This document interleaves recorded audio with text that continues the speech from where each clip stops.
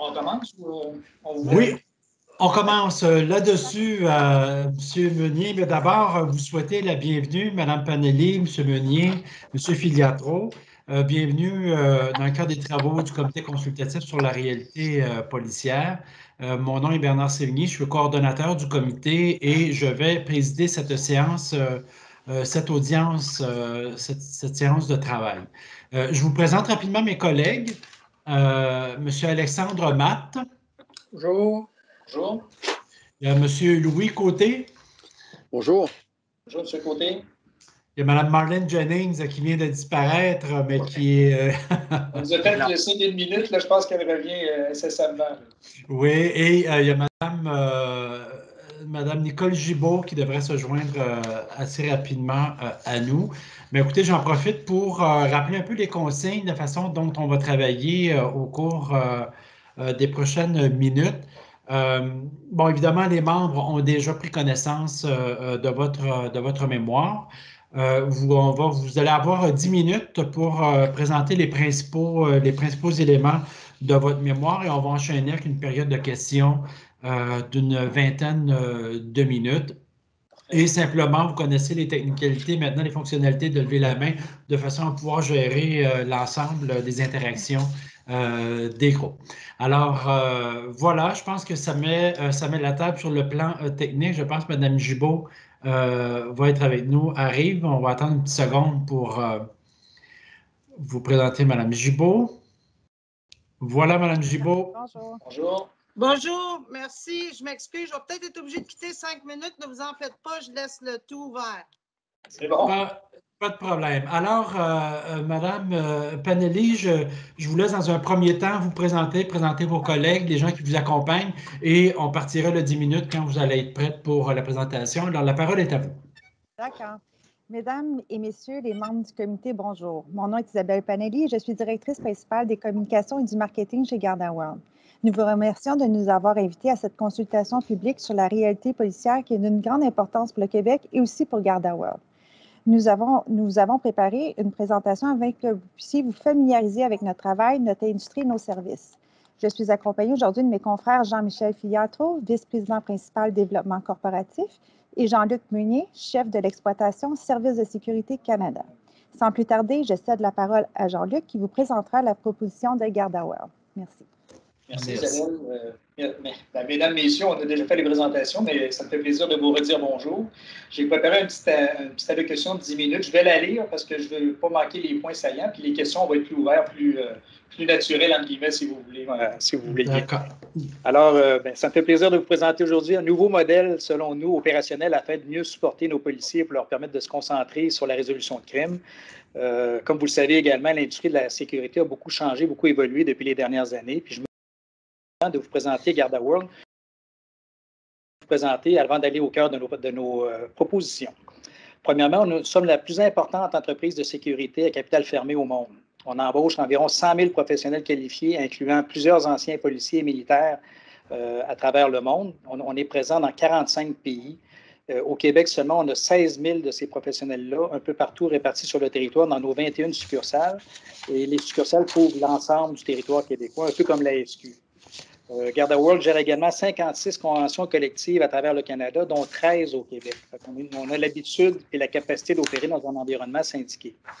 Nous possédons aussi un centre de formation accessible à toute l'industrie. Pour donner de la formation de base, on donne de la formation de base pour l'obtention du permis d'agent de sécurité. On est le seul centre privé accrédité par le ministère de l'Éducation pour donner la formation d'agent de sécurité au Québec.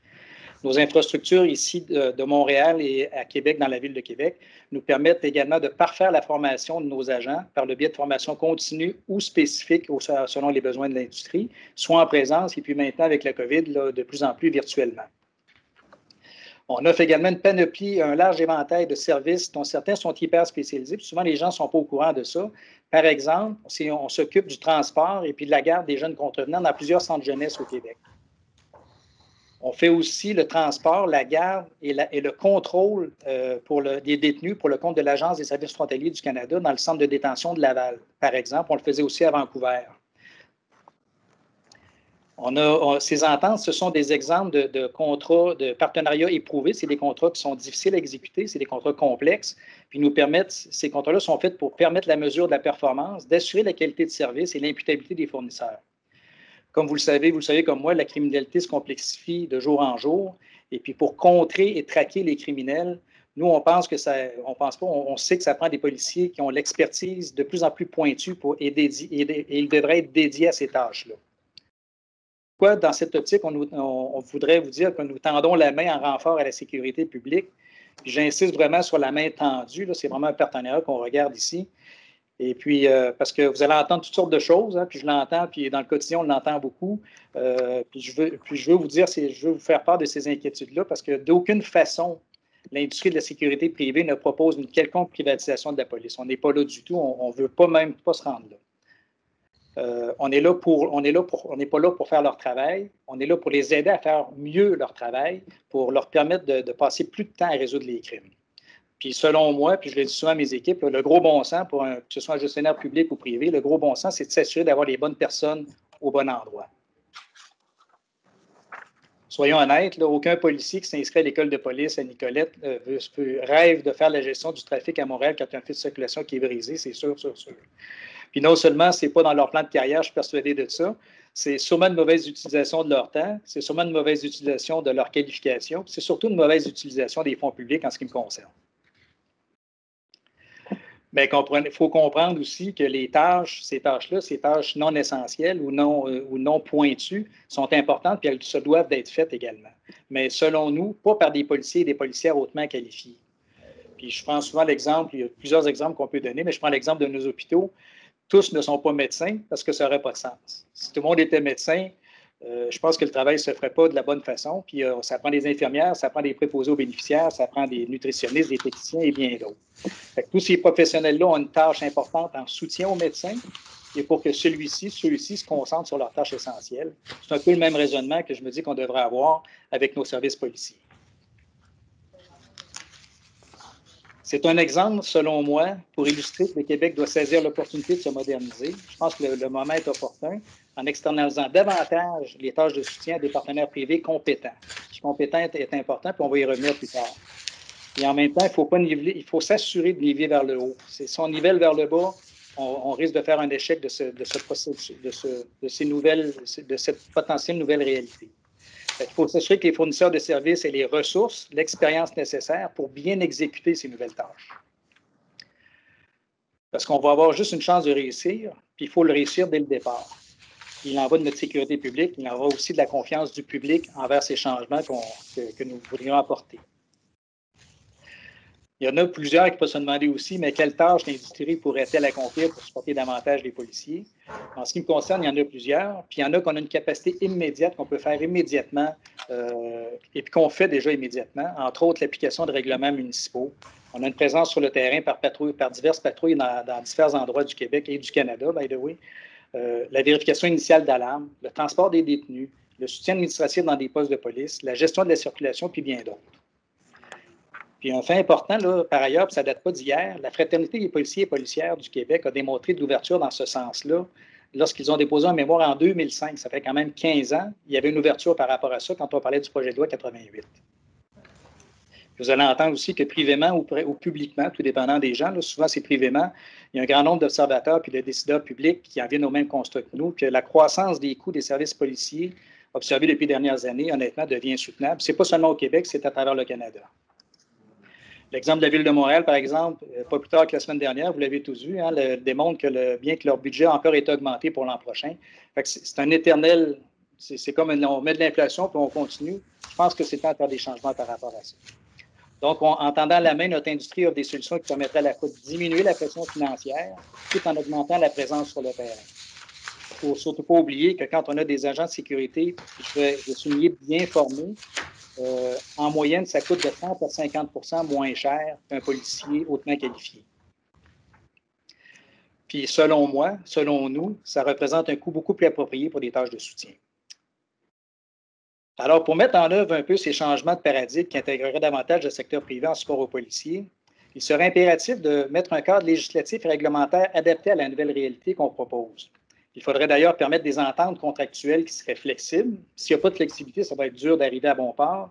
Avoir des objectifs clairs, parce qu'on est habitué de travailler dans des objectifs clairs, puis de se faire mesurer avec des indicateurs de performance, puis surtout être imputable. Un arrimage, selon nous, de la loi de la police avec la loi de la sécurité privée va devenir nécessaire. Même s'il y a quand même beaucoup de choses qui se font au Québec, mais il va y avoir un ajustement à pousser par rapport à ça. Puis selon moi, selon nous, il serait absolument essentiel, puis j'insiste là-dessus, là, parce qu'on l'entend constamment, puis moi je l'appelle de clarifier, on l'appelle dans notre jargon l'annexe G, mais l'ancienne annexe G, si on peut dire, là, sur la loi de la police, pour qu'on définisse clairement le rôle des policiers, puis qu'est-ce que le rôle que les partenaires privés pourraient jouer. Parce qu'il y a beaucoup de confusion, beaucoup d'interprétations. Je dirais qu'il y a autant d'interprétations que de gens qui s'y intéressent. C'est quelque chose qui est important pour nous. Il serait aussi important de redéfinir, ce n'est pas de définir parce que le Bureau de la sécurité privée existe déjà avec des règles, mais de redéfinir des nouvelles règles, des nouveaux pouvoirs, parce qu'on pense que le Bureau de la sécurité privée est instrumental pour organiser l'industrie par rapport à ces nouvelles fonctions-là. De plus, nous, on voudrait, puis ça, c'est encore plus important selon moi, il faudrait remettre en question ou soumettre, il faudrait revoir la loi sur les contrats des organismes publics pour assurer une prestation de service de la part des agences de sécurité, une prestation de service de qualité de la part des agences de sécurité privée. Puis l'approche du plus bas soumissionnaire, ça ne fonctionne pas dans cet environnement-là. Ça a été vu à travers le monde. Ceux qui ont fait ça, ça a été un échec. Fait qu'il ne faut pas répéter les échecs du passé ou de d'autres juridictions. Dans le même sens, puis on est habitué à ça, puis on est pour ça, ce serait d'établir des critères d'exclusion, des critères de sélection, des critères d'attribution qui nous permettraient de bien s'adapter à cette nouvelle réalité-là.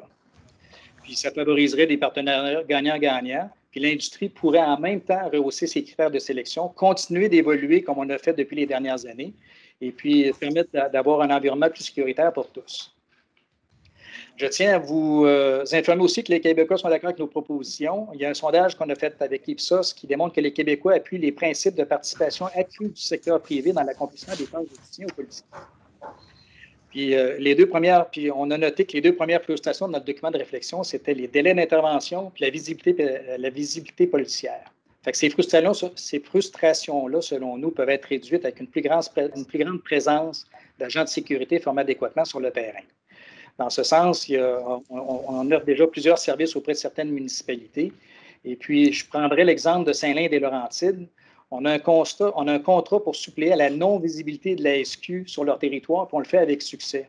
Ce qu'on fait pour eux, on fait la surveillance des parcs et des cours d'école, la vérification des feux d'artifice à ciel ouvert, la surveillance et l'arrosage interdits à certaines périodes de l'année, l'émission de constats, d'avis et de constats d'infraction aux résidents qui sont récalcitrants, et puis de la patrouille préventive, bien identifier GardaWorld pour montrer une présence sur le terrain. Vous allez constater que dans notre mémoire, on a une grande partie de ce que nous proposons se fait déjà d'ailleurs dans d'autres juridictions similaires au Québec. Nous pouvons nous en inspirer en adoptant leurs bonnes pratiques et en évitant les erreurs commises.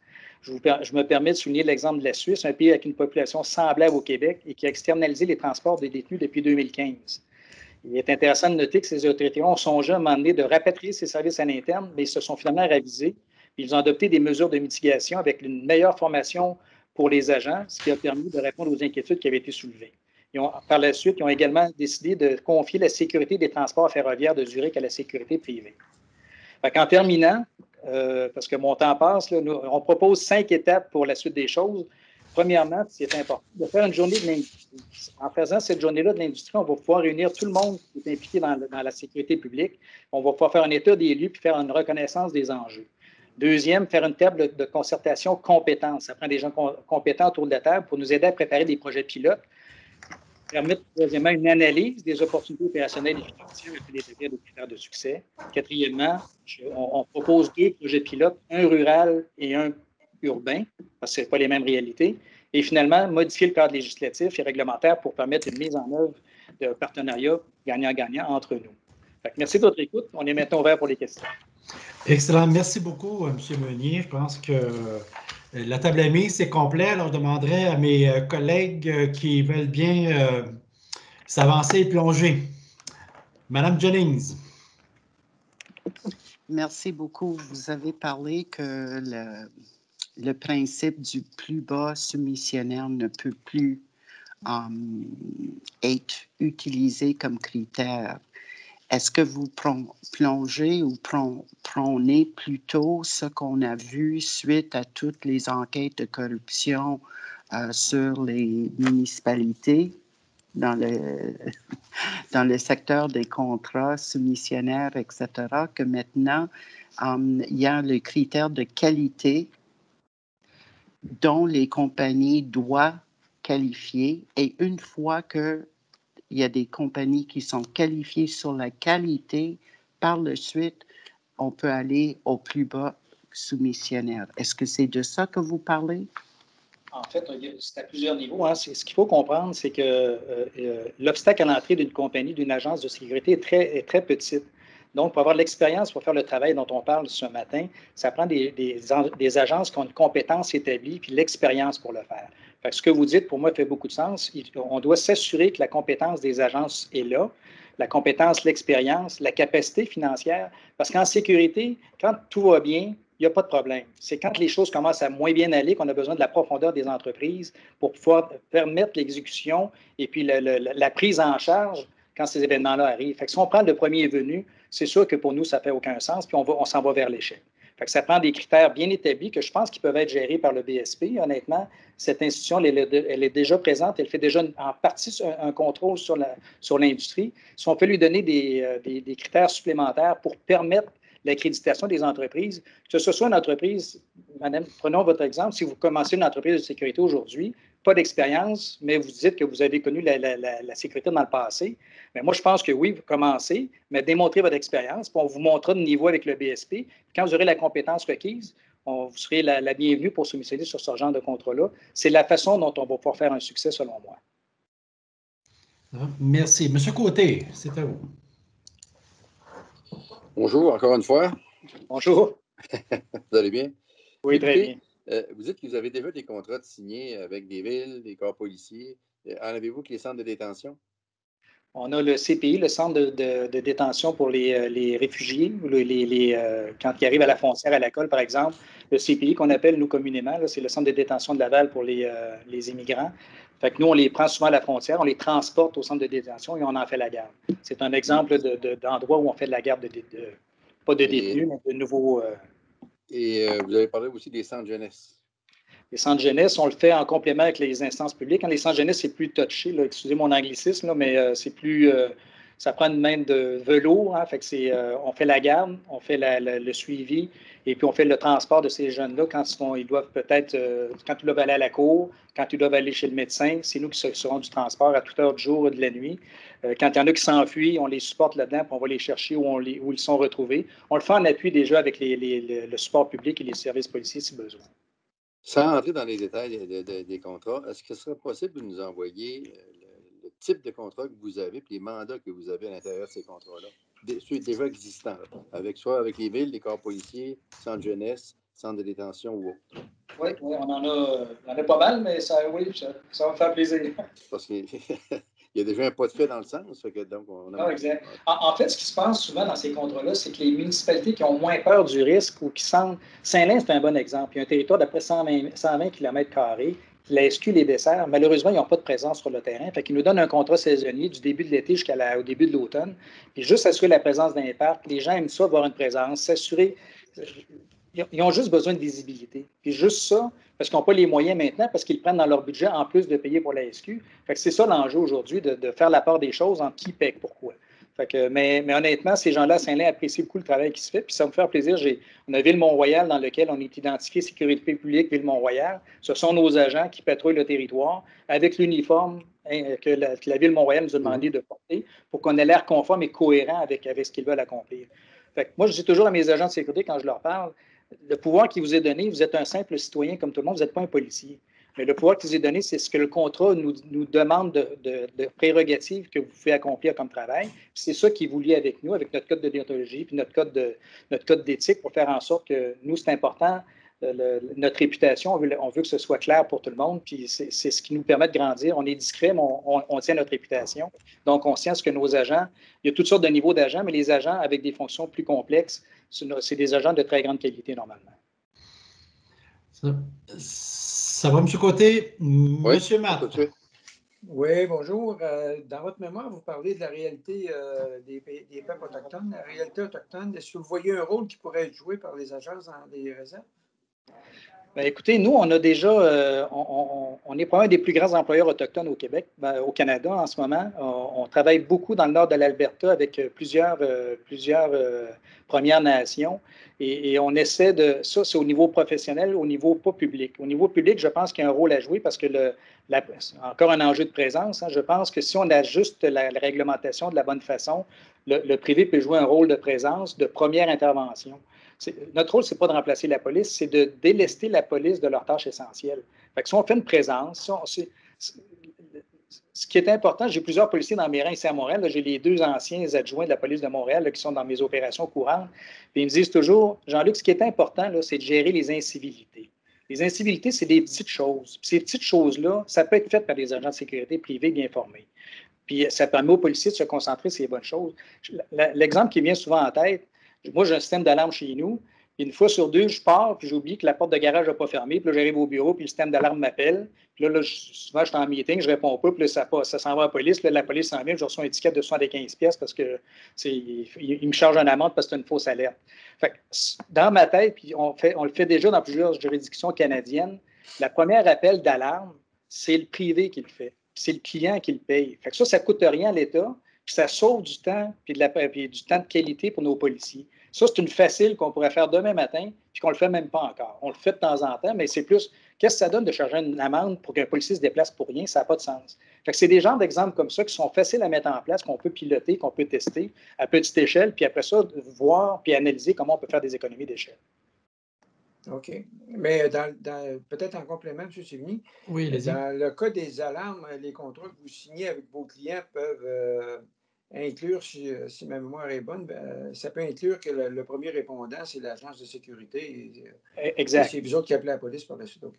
Exact. Merci. Mais par contre, les gens se disent, je paye pour la police. Fait que souvent, il y a un peu de discussion à avoir pour se rendre jusque-là, mais de plus en plus, on commence. Les gens veulent que la personne, ils veulent une intervention. Même si c'est le chat qui a passé, qui a fait le système d'alarme, ils veulent que quelqu'un y aille. Puis si c'est une vraie infraction, nous, on va appeler la police. Ben oui. Merci. Moi, je vais vous donner un exemple aussi très pratico. Hier soir, pas plus tard qu'hier soir, on construit une tour à condo à côté de chez moi. Et on a installé une génératrice qui fait un bruit énorme. Moi, j'ai 3 enfants qui dorment dans la maison. C'était franchement agaçant. On m'a dit d'appeler la police. La police n'est pas venue hier soir. Une agence privée serait venue certainement, mais pas la police. Alors, est-ce que le problème sera réglé aujourd'hui? J'en doute. OK. Merci. Moi, j'aurais une question, en fait, à 2 volets. La première, bon, en lisant le mémoire, là, on sent que, bon, en tout cas, le fruit est mûr, ce qui ne s'est pas fait en 2010 lorsque le BSP a été créé. Mais néanmoins, vous connaissez à l'époque les raisons pour lesquelles on n'a pas versé davantage vers la sécurité publique. Et il y a la question de reddition de comptes, de transparence, d'une sensibilité publique que vous n'ignorez pas. Jusqu'où devrait aller le resserrement du cadre législatif et réglementaire pour pouvoir assurer cette perception-là à l'effet que le travail est fait dans les plus hauts standards déontologiques, disciplinaires, etc. Ben moi, je pense qu'il faut aller dans le sens de la recommandation que je vous faisais. Ça fait quelques années que je travaille, là, puis j'ai fait quelques compagnies. Quand on fait un pilote, c'est la meilleure façon d'établir les plus et les moins d'un projet. Je pense que la réalité rurale au Québec est complètement différente du SPVM ici à Montréal. Fait que ce qui est important pour moi, on n'a jamais eu peur d'être mesuré, on n'a jamais eu peur d'avoir de l'imputabilité. Puis moi, je pousse mes gens à être imputables de toute façon, puis je vais mal le dire, ça me motive le matin. Je veux que mes gens soient bons.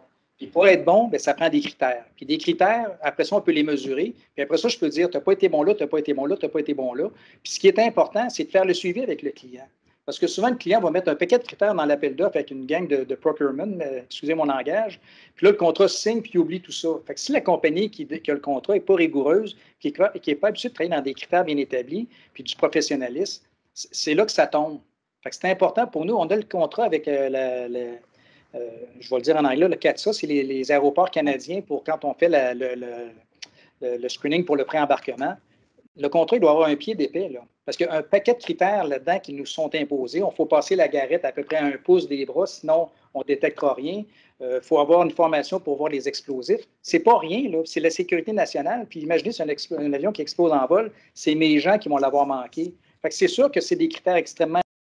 On est capable de le faire, mais il faut être rémunéré en conséquence. Parce que ce qui arrive souvent, c'est quand on a là, je reviens au soumissionnaire le plus bas, n'importe qui s'en va là-dedans, ça fait un désastre, la perception de l'industrie est médiocre, puis là, on a l'air d'une gang de cabochons. Je m'excuse le langage, mais c'est pas ça qu'on veut. On veut démontrer qu'on a la compétence. Si on a la compétence, parce qu'on va avoir les moyens de payer nos gens, puis honnêtement, un agent de sécurité qui coûte la moitié moins, c'est super. Puis quand je l'ai mis dans le mémoire, pardon, on a mis 8 000 $ de formation là-dedans pour le ramener à peu près à 40-50 d'un coût d'un policier. Ça, c'est mes plus compétents, mes mieux formés. C'est beaucoup de formation par année. Fait que moi, j'y crois fermement parce qu'on le fait ailleurs. Puis on le fait, Jean-Michel est plus habitué à l'international que moi. Là. On surveille les ambassades à travers le monde. On est dans les pays les plus complexes. On est à Kaboul, on est dans des places que personne ne pense qu'on est. Puis on le fait avec succès. C'est pas parce qu'on met n'importe qui en arrière dans ces zones-là. On est capable de le faire avec la bonne mesure.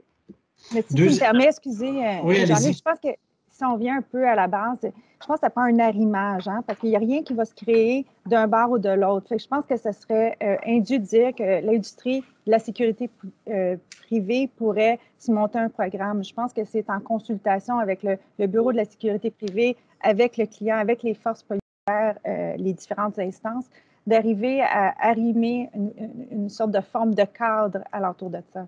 C'est là que les tâches ils vont se définir. Je ne pense pas que d'un bord ou de l'autre, personne ne peut dire on donnerait cette liste-là à l'industrie, voulant, allez-y. Je pense que ça prend une concertation. Puis je reviens encore à la journée de l'industrie parce que je pense que il y a beaucoup de détails qui pourraient se déterminer ou d'approfondissement qui pourraient se faire lors de cette journée-là. De tous les partis. J'ajouterais, parce que je vois quand même beaucoup de ce qui se fait à l'étranger, que ce soit avec le gouvernement américain, le gouvernement britannique, l'Union européenne. Je dirais que le Canada en général, donc je n'écoute pas juste le Québec, le Canada en général traîne la patte énormément en ce qui a trait à l'imputabilité des fournisseurs de services. Comme Jean-Luc disait, quand on regarde nos contrats à l'extérieur, on a beaucoup de critères de performance. On n'a aucun problème à se mesurer. On se mesure nous-mêmes à tous les jours. Alors, pourquoi est-ce que notre clients canadiens ou québécois ne nous mesurent pas de la même façon? Les critères de performance, ça peut être un niveau de poste comblé. Ça peut être des quotas de tâches à accomplir sur une période donnée. Ça peut être le bilinguisme. Ça peut être le temps de réponse moyen à offrir. Des critères, on peut en trouver énormément. Les autres gouvernements posent beaucoup ça dans leur soumission. Et on a énormément de succès à l'étranger à se mesurer puis à avoir non seulement une bonne reddition de compte, mais moi, j'irais même plus loin, à avoir une rémunération au mérite. C'est-à-dire qu'à l'étranger, souvent, on est rémunéré au mérite. Et si les critères ne sont pas rencontrés de performance, bien, ça coûte cher à Garda en termes de profitabilité. Alors, nous, ce qu'on dit, c'est pourquoi ne pas prendre ces meilleures pratiques-là et les adopter ici au Québec. Pour nous, il en va de la bonne gouvernance. C'est tout à fait légitime. Alors, vous avez répondu à mon deuxième volet en même temps. Madame Gibault, c'est à vous. Oui, bonjour. Moi, je vais y aller un petit peu moins mondial. Je vais y aller dans les palais de justice, directement dans les palais de justice. Alors, évidemment, vous avez une formation. Je suis convaincue que vous avez de la formation. Il y a également, vous savez que vous êtes souvent jumelés avec les constables spéciaux. Exact. Eux sont armés, vous ne l'êtes pas. Oui. OK. Alors, moi, je n'ai qu'un événement atroce en tête, là, puis j'imagine que vous comprenez duquel je parle. Est-ce que, puis ce qu'on entend souvent, c'est que la formation comme telle, pour certaines personnes qui sont souvent à la ou bon, ils n'ont pas d'action-réaction assez rapide. Puis là, je ne veux pas blâmer. J'essaie de comprendre ce qui serait avantageux. Est-ce que vous avez encadré? Est-ce qu'il y a une formation spécifique ou est-ce que vous avez une confrontation maintenant avec les constables spéciaux? Parce que moi, j'ai entendu de tous les couleurs là, dans ces affaires-là au palais de justice. Alors, mais surtout sur la formation pointue, parce que c'est conflictuel, quelque chose de grave dans le palais de justice là, pour l'avoir vécu là-dessus. Écoutez, vous avez une bonne question. On fait aussi la Cour municipale de Montréal ici, là, avec des... Je vais recommencer. Ce qui est important, ce qu'il faut comprendre, je l'ai dit au début de la conversation tout à l'heure, les agents de sécurité privée n'ont aucun statut particulier. Hein. Ils n'ont pas le serment que les policiers prêtent et tout ça. Nous, on n'a pas ça, mais les constables spéciaux non plus, à moins qu'on soit assermenté par une municipalité. Puis là, il y a certains critères. Le pouvoir qui nous est donné d'intervention sur le terrain, c'est le pouvoir qui nous est octroyé dans le contrat qu'on signe avec l'autre partie. Si on prend l'exemple que vous dites sans le nommer, on a mal paru, mais c'était pas notre travail, c'était d'accompagner le jeune et de l'amener à cet endroit-là. Et puis, la formation que mes gens avaient, c'était une formation pour transporter des gens d'un point A à un point B. Et c'est tout. Et d'intervenir avec un intervenant seul comme ça. Le rôle n'était plus en fonction, en théorie, il était en attente que le jeune revienne. Fait qu'on a mal paru, je comprends. Puis ça, c'est un exemple que élaborons pas là-dessus. Ce qui est important, c'est que c'est le contrat qui définit les règles d'engagement entre les parties. Alors, s'il y a de la formation, comme Jean-Michel disait et Isabelle, il faut... Moi, je suis très à l'aise à ce qu'un corps de policiers ou un palais de justice ou des instances qui s'occupent des palais de justice ou peu importe la cour, on parle aux cours fédérales de ce temps-là aussi, d'établir les critères, les formations requises pour exécuter le travail. Et puis, on va mettre les sous qui vont ensemble pour former les gens pour les amener à ce niveau-là. Et puis, en plus, ce qui est formidable, puisqu'on a plus de difficultés à faire aujourd'hui, ça va permettre une croissance au sein de l'entreprise. Fait que quand tu entres avec le cours de base de 70 heures, c'est un cours de base de 70 heures. Fait qu'on va l'envoyer dans un job de base. Mais quand on peut pas leur promettre, mais on peut leur faire voir qu'il y a une carrière chez Garda pour aller plus loin puis augmenter de niveau, puis après ça, pouvoir venir dans le bureau à des rôles plus importants. Tout ça va aider l'industrie à être encore meilleure. C'est juste au niveau de la formation. J'ai des excellents agents. J'ai à peu près 100 policiers, anciens policiers, dans des rôles spécialisés dans mon groupe, ici seulement au Québec. Il y a moyen de faire les choses correctement, avec les bons critères, et puis les bonnes ententes, puis la bonne gestion de ces ententes-là avec la flexibilité. Puis des événements comme le palais de justice, ça va toujours arriver, c'est la vie. Mais le but, c'est que ça arrive le moins souvent possible. Ça va. Madame Jennings. Oui, vous avez parlé de le fait que vous avez beaucoup de contrats avec des nations autochtones dans le Nord, dans les autres provinces. Parlant de la diversité, est-ce que votre compagnie entretient ou ramasse des données sur la diversité parmi votre personnel, vos employés?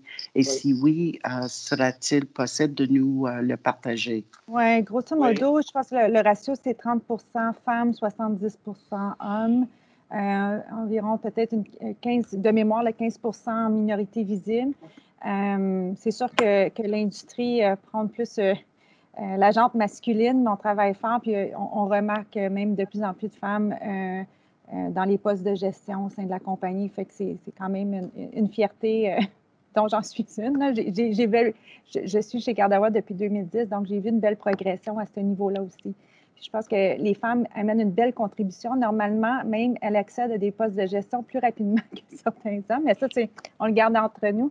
Mais non, la diversité, oui, la diversité et l'équité est importante chez nous. C'est quelque chose qu'on travaille. Même au centre de formation, c'est dirigé par une femme, donc on y voit. Excusez-moi, oui. Nos clients aussi nous le demandent. On a des clients qui exigent d'avoir une présence, là, un peu de la mosaïque canadienne au sein de nos l'ACSA le demande. Je pense que c'est 50-50 exigences. Oui. Exact. Si vous avez ces données, est-ce que c'est possible si c'est divisé par région? Parce que si vous avez 15 environ, si vous avez environ 15, si vous avez environ 15 des minorités visibles au sein de votre personnel, ça veut dire que vous avez déjà une meilleure note que nos services de police. Pas mal meilleure. On va essayer de trouver des données. Oui, on va essayer de le mapper. Ouais. Oui. Mais c'est à travers le Canada, ça? Oui, c'est à travers le Canada. Oui, à travers le Canada, mais on peut avoir des données pour le Québec. On va essayer de faire sortir ça. Oui. Puis honnêtement, ça évolue beaucoup, hein, vous le savez, là, depuis les dernières années. Fait que la façon dont on le mesurait, souvent, on est obligé de réévaluer un peu pour mettre un peu plus de critères. C'est pas tout le monde qui veut accepter de le remplir non plus. Fait qu'on a un peu la même réalité que tout le monde vit au quotidien, là, mais on a des statistiques qu'on peut vous donner. On va essayer de faire le travail pour le segmenter par province. Merci. Monsieur Matt, c'est à vous. Oui, dans votre mémoire, ça va faire sauter les syndicats. Vous parlez de 65 des tâches qui n'ont pas besoin d'être faites par les policiers. C'était pour faire un impact un peu, pour pouvoir être invité à la rencontre. Vous avez réussi. Soyez persuadés que ça va avoir un impact, mais qu'ils le lisent eux autres aussi. On va être prêts. Mais vous avez sûrement déjà des discussions avec des syndicats par rapport au contrat que vous avez. Est-ce que ça se passe bien? Écoutez, la réalité, ben moi, je suis Canadien, je m'occupe du Canada au complet, fait qu'il y a des réalités. Au Québec, ça se passe, c'est plus militant, je dirais. Hein, on est d'accord que le militantisme au Québec est un peu plus grand. Par contre, quand j'ai vu l'ouverture de 2005 par rapport à la fraternité, je pense qu'il y a quelque chose à faire. Puis si on vient, moi, je suis un homme de compromis, là, je pense que si on a la flexibilité, l'ouverture, et puis de prendre le temps de bien faire les choses, je suis persuadé qu'il y a moyen de s'accommoder mutuellement. Il y a quoi? J'ai fait les chiffres, il y a un peu moins de 20 000 policiers au Québec. Si on rajoute, j'en ai 16 000 à moi toute seule. J'ai quasiment le même nombre de policiers, d'agents de sécurité que de police au Québec. J'en engage autant par mois qu'eux en engagent dans une année. Là. Je pense qu'il y a moyen de trouver un compromis. On est déjà syndiqués. On est habitué dans cet environnement-là.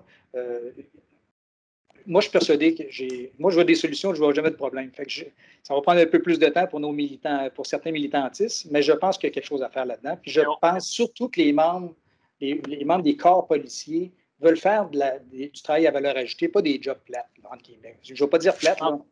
On parle d'emploi, de tâches connexes, de tâches non essentielles. Ce n'est pas ce qui donne la joie aux policiers là, au quotidien, certainement. Là. Et ensuite de ça, on parle aussi d'une transition graduelle. On ne parle pas d'un Big Bang où est-ce que d'un matin, on met à la porte 20 des policiers pour les remplacer par des agents. Là.